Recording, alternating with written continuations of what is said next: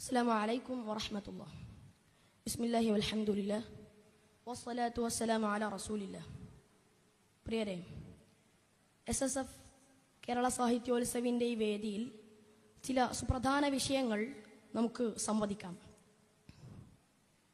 യുദ്ധം മനുഷ്യരാശിയെ വിറപ്പിക്കാനും തുടങ്ങിയിട്ട് കാലങ്ങളേറെയായി.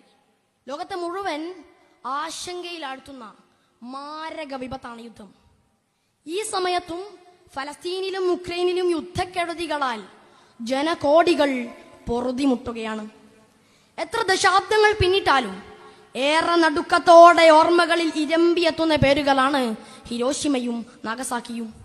1 ലക്ഷത്തോളം ആളുകൾ തത്സമയം നിഷ്കാസനം ചെയ്യപ്പെടുകയും 1.5 ലക്ഷത്തിൽ പരം പേർ